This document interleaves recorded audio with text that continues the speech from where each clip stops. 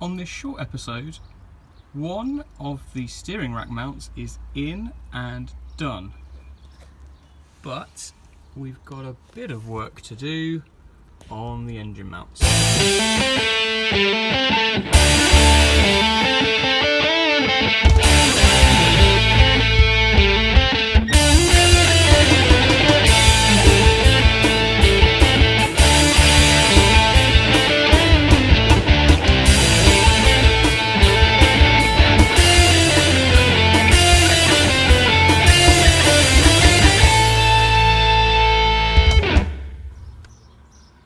Yep, that's right. We have solved one problem and caused another.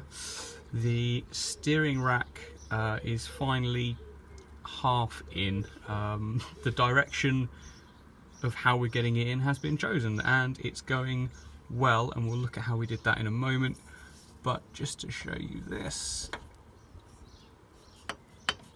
and you can see we're so close to joining up with the column. And it's just the corner of this engine mount. In fact, it almost goes in the hole, but the corner of this engine mount is in the way. I'm not overly worried about that. Let's get that out of the way, because we can trim that down. So while we're not worrying about the engine mount, because we can sort that out, let's have a quick look at how we finally finished off this bracket and got it all welded in the correct place. We're getting quite close to a solution for the steering rack that I'm happy with and looks like it's going to be safe and is going to work quite nicely. So I've knocked up a bracket. I shall use the trusty Sharpie for pointing. So we have it's just a real simple bracket. Underneath, captive nuts welded, so we can bolt the rack on nice and easy. And at the moment we're just using our welding magnet to make sure it's all square and at the right level. It's hard to see from this angle, but we actually have loads of space here for the steering UJ, and actually the plan is to move the rack further inward so it doesn't stick out quite as much.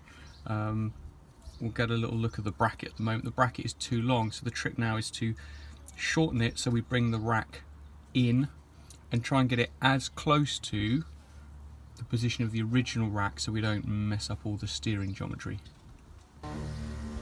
It's quite hard to see really without moving the magnet, and if we do move the magnet the whole thing falls down, so I guess you've just had to take my word for it, but we've got way too much stick out on the rack, so we just need to trim this bracket down.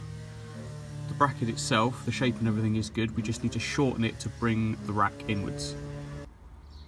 So with the rack centred to the chassis and the bracket bolted to the rack, what I've done is mark, get the pen in here, it's this line that we need to measure and copy the profile of the chassis here as it dips up at the top, and we need to copy it onto here, and as you can see we need to repair a grinding mistake in the chassis, but that's what welders are for. So after using the profiling tool, this little guy here,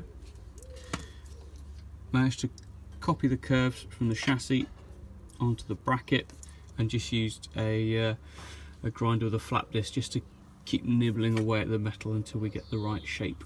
And what we're left with is a bracket. We've got a nice, about a 1mm gap around the whole bracket.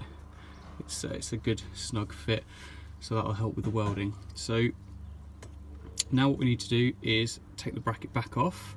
We need to chamfer all these edges where it's going to be welded on.